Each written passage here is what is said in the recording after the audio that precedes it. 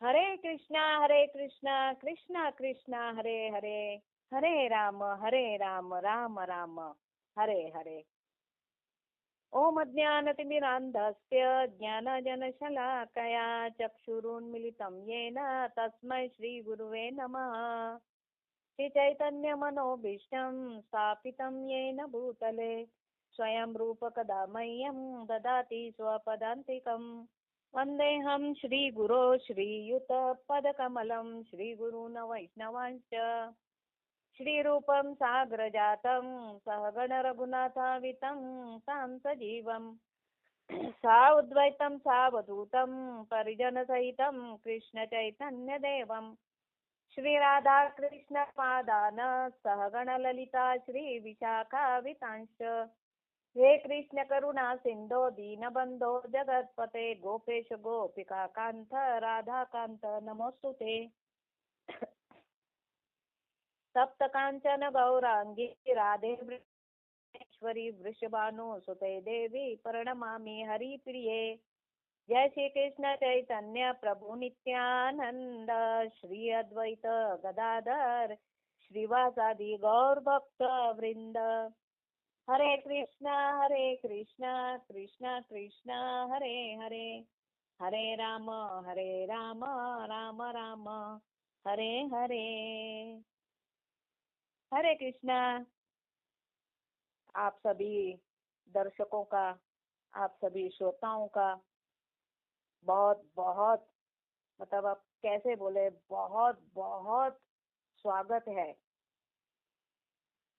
कि हमारा जो भगवत गीता है फिर से शुरू हुआ है। और आज भगवत गीता का पहले अध्याय का 12 और 13 ये 2 श्लोक लेंगे। बहुत मजा आ रहा है ना सुनने के लिए, और हमें भी मजा आ रहा है इतना अच्छा अभ्यास करते हुए, इतना अच्छा सुनाते हुए। हाँ ठीक है, मतलब सिंपल भाषा में समझाते हैं क्योंकि इतने पढ़े लिखे नहीं है ना, इसके लिए सिंपल भाषा में समझा रहे हैं। तो आज भगवत गीता अध्याय पहला श्लोक नंबर 12 और 13। पहला 12 श्लोक लेंगे। श्लोक इस प्रकार है। तस्य संजनयन् हर्षं कुरु वृद्ध पितामह सिंहनादं विनद्य शंखं दद्म प्रतापवान। तो यहाँ पर कुरुवंश के वयोवृद्ध प्रताप परम प्रतापी एवं वृद्ध पितामह ने सिंह गर्जना की सी ध्वनि करने वाले अपने शंख को उच्च स्वर से बजाया, जिससे दुर्योधन खुश हो गया। तो तात्पर्य के रूप में प्रभुपाद ने हमें जो बताया है वही रिपीट करेंगे। यहाँ पर भीष्म पितामह दुर्योधन का मनोभाव जान गए थे।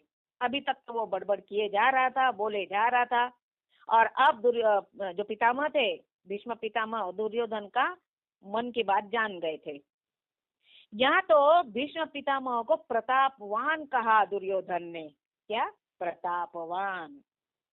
तब भीष्म पितामह ने देखो, भीष्म पितामह ने ये सोचा कि ये तो मिथ्या प्रशंसा गाई जा रहा है, मेरी झूठी प्रशंसा गाई जा रहा है। तो दुर्योधन को झूठी तसल्ली देने के लिए पितामह भीष्म ने भी बड़े ही जोरों से अपना शंख बजाया युद्ध शुरू करने के लिए। अब ये जो दुर्योधन था, भीष्म पितामह का शंख का आवाज सुनकर ऐसा प्रसन्न हो गया, इतना प्रसन्न हो गया कि बस अब तो मेरी जीत ही है। देखो ये सब जो हो रहा है ना, वो वहां पर संजय जो है हस्तिनापुर में धृतराष्ट्र को कहते जा रहे हैं कि धृतराष्ट्र को कहा संजय ने कि राजन सुनो, राजन तुम्हारे पुत्र का बड़बड़ाना शुरू ही था। सुनो, तुम्हारा पुत्र जो था ना वो बोले जा रहा था, बड़बड़ किए जा रहा था, उसका बड़बड़ाना शुरू ही था। तो पितामह ने अपना शंख बड़े ही सिंह के जैसी आवाज में बजाया। दुर्योधन की तरफ देखा भी नहीं पितामह ने। दुर्योधन को ये भी बता दिया था कि हमें तो विजय की आशा नहीं है, क्योंकि हमारे सामने जगत पालक भगवान श्री कृष्ण खड़े हैं। ये बता भी दिया था। अब देखो, युद्ध शुरू होने के पहले पांडव जो थे, पांडव युधिष्ठिर जब आशीर्वाद मांगने के लिए आए थे, तब दोनों ने कहा था कि विजयी भव। किसने? द्रोणाचार्य ने और पितामह, भीष्म पितामह ने। हम्म? विजयी भव। और ये भी कहा था कि हम कैसे मरेंगे, ये भी बता दिया उन्होंने, कारण भी बता दिया था। और जोर जोर से बोल रहे थे ताकि दुर्योधन सुने। ये दोनों, मतलब द्रोणाचार्य और भीष्म पितामह दुर्योधन के पक्ष में तो थे, लेकिन पांडवों को आशीर्वाद देते थे और सामने भगवान श्री कृष्ण को प्रणाम भी करते थे। फिर भी दोनों ने युद्ध का कर्तव्य निभाया, क्योंकि दुर्योधन ने कहा कि पितामह और आचार्य, जरा पांडवों की तरफ ज्यादा दया भाव मत बताना, क्योंकि मुझे पता है तुम उनकी तरफ से हो। लेकिन फिर भी दोनों ने युद्ध का पूरा कर्तव्य निभाया। यहाँ पर आचार्यों की टीका है, मतलब ऐसा लिखा गया, ऐसा बताया है कि भीष्म ने इतने जोरों से शंख बजाया, इतने जोर से शंख बजाया, इसका कारण था कि दुर्योधन का रोना बंद हो जाए। जैसे उन्होंने शंख बजाया, दुर्योधन का रोना बंद हुआ। और उसे प्रसन्न करने के लिए, झूठी तसल्ली देने के लिए ये शंख बजाए, मतलब दुर्योधन का रोना बंद करने और उसे प्रसन्न करने।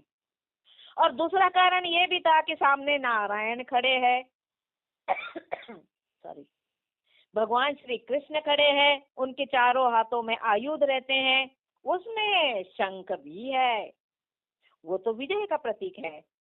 सोचा, जहाँ कृष्ण है वहाँ विजय तो है ही। तो भगवान श्री कृष्ण को प्रसन्न किया उन्होंने ये जोर से शंख बजाकर, और भी भगवान की स्तुति भी की। अब जब भीष्म पितामह के शंख की आवाज से, जब इतने जोरों से आवाज आई, भीष्म पितामह के शंख की आवाज आई, दुर्योधन को थोड़ी तसल्ली हुई, थोड़ा अच्छा लगा कि हाँ, पितामह मेरे ओर से युद्ध कर रहे हैं। ठीक है। और अब पहले अध्याय का 13 श्लोक इस प्रकार है। ततशंखा च भैर्यश्च प्रणव आनक गोमुखाः सहसा एव अभयन्ता सशब्द तुमुल अभवत्।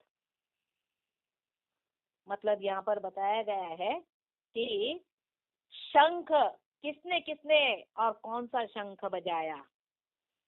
अब देखो, इस श्लोक में बताया है कि जब भीष्म पितामह ने सिंह की तरह गरज कर शंख बजाया और युद्ध का आरंभ हुआ, तब सब और उत्साह फैल गया था। सब और मतलब लड़ाई करने के लिए सब उत्साही बन गए थे।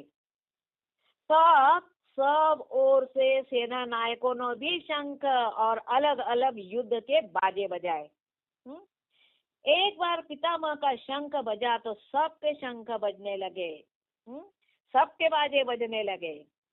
एक साथ बहुत भयानक शब्द गूंजा था। अब देखो, एक शंख बजा तो इतना, मतलब पितामह का शंख बजा, वो इतना जोरों से बजा और सबके बजे, तो सोचो कैसा आवाज हुआ होगा। ये भयानक शब्द अब देखो, प्रभुपाद बताते हैं कि यहाँ पर क्या क्या बाजे बजे, कौन से वाद्य यंत्र बजे। सुनो, संजय जो है, जो हस्तिनापुर में बैठे हैं, धृतराष्ट्र को सुना रहे हैं। संजय उत्साह से धृतराष्ट्र को कह रहे हैं, राजन, बाजों का आवाज तो सुन सकते हो कि नहीं? हा? अरे आंख नहीं, कान तो है कि नहीं? सुना आवाज?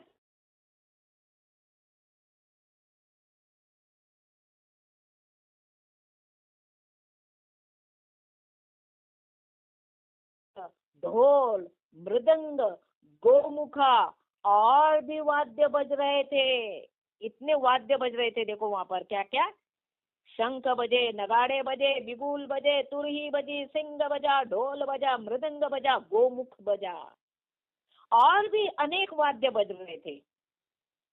तो संजय कह रहे हैं, राजन सुनो राजन, क्या कोलाहल मच गया है वहां पर, क्या बताऊं तुम्हें राजन। और देखो ये संजय तो बहुत प्रसन्न थे, बड़े उत्साह से उन्हें धृतराष्ट्र को बोल रहे थे, सुना रहे थे और सुन भी रहे थे और प्रसन्न हो रहे थे। यह प्रभुपाद कहते हैं कि उस समय के वाद्य आज भी दूसरे रूप में बज रहे हैं। आज के समय इस कलयुग में कैसे पता है, देखो भगवान का मैनेजमेंट भी देखो ना कैसा है। उस समय के वाद्य जो बजते थे आज भी दूसरे रूप में बज रहे हैं। भगवान का मैनेजमेंट तो कैसा रहता है। अब देखो ये जो वीणा वाद्य है, वीणा नारद मुनि बजाते हैं, है कि नहीं, सरस्वती देवी बजाती है ना। तानपुरा जो है, पहले ये कैसे थे, ये तानपुरा कैसे था पहला, तो देखो दूधी रहता है ना, दूधी यानी दूधी भोकला, जो दूधी भोकला होता ना उसे सुखाते, उस पर लकड़ी और तार लगाते थे और उस तार को बजाते तो धुन निकलती थी। अब देखो ये ही लकड़ी तार मिलाकर आज के लोगों ने उसे क्या बनाया है, गिटार बना दिया है कि नहीं।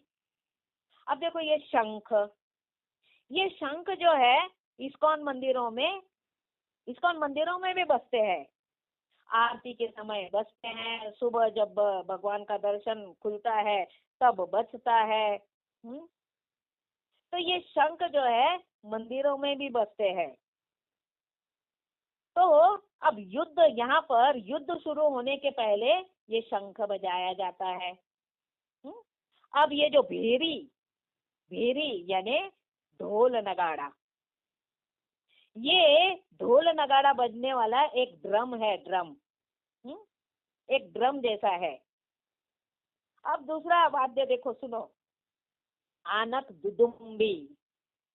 दुदुम्बी भी ये एक वाद्य है और ये डमरू जैसा है, डमरू जैसा। आपको पता है ना, शंकर भगवान जी के हाथ में जो डमरू रहता है ना, ऐसा ये आनक दुदुम्बी भी एक डमरू जैसा वाद्य है। और आनक दुदुम्बी ये एक कारण है। भगवान श्री कृष्ण के पिता वसुदेव जो है ना, उनका भी नाम है आनक दुदुम्बी। क्यों पड़ा उनका नाम, जब उनका जन्म हुआ था ना, मतलब भगवान श्री कृष्ण के नाना जी, जब उनका जन्म हुआ था तो सारे देवी देवताओं ने ये वाद्य बजाया था, तो तब से उनका नाम ये पड़ा, क्या, आनक दुदुम्बी। अब ये वाद्य सुनो, पणव आनक, ये वाद्य भी युद्ध के पहले बजाया था। ये ढोल मृदंग है, ये तो सारे वाद्य जो है युद्ध के पहले योद्धाओं ने बजाए थे, बड़े ही उत्साह से बजाए थे। अब देखो ये शहनाई जो है ना, प्रभुपाद हमें बताते हैं, शहनाई है ना, ये भी एक वाद्य है, लेकिन ये वाद्य विवाह में बजाए जाते हैं। और भगवान की मुरली, ये मुरली तो भगवान कृष्ण बजाते हैं, पर हाँ यहाँ पर नहीं, हाँ युद्ध में नहीं।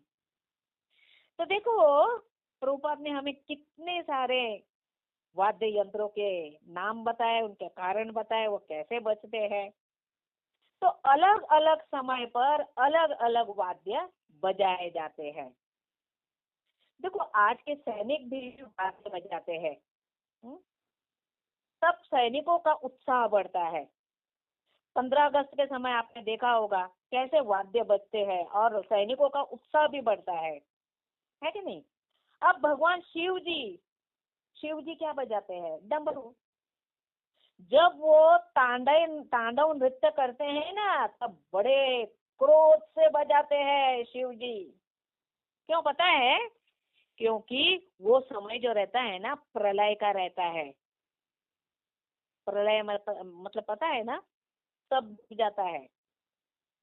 तो शिव जी भी बड़े क्रोध से डमरू बजाते हैं, कहते क्या कहते हैं,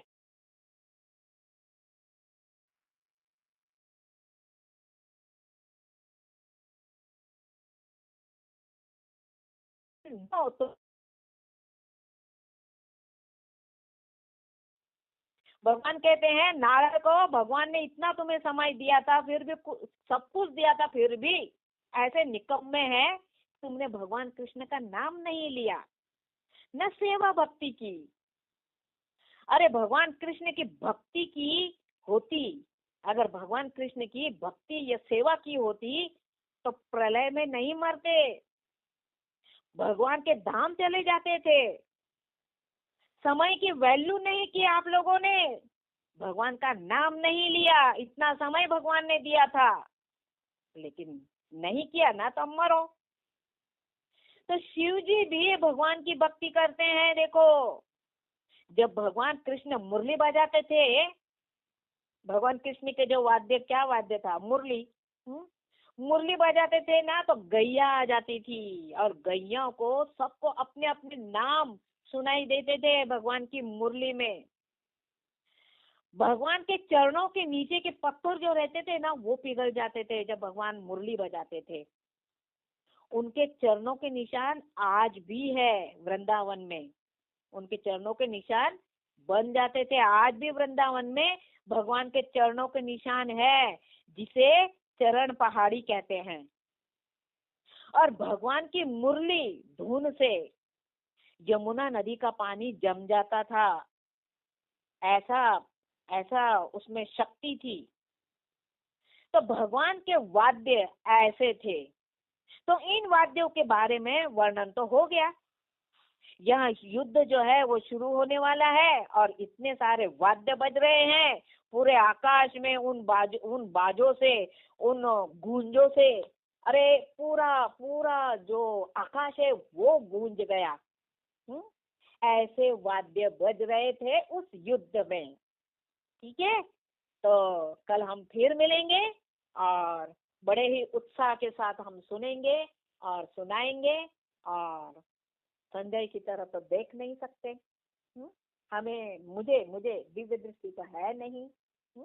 जो भी भगवान ने मुझे शक्ति बुद्धि दी है, बस उसका ही मैं यूज कर रही हूँ और आप तक पहुंचा रही हूँ। अगर इसमें कुछ गलती हो तो मुझे क्षमा करना, लेकिन प्रभुपाद ने जो बताया है वही रिपीट है, तो उसमें गलती नहीं हो सकती। ठीक है, हरे कृष्णा।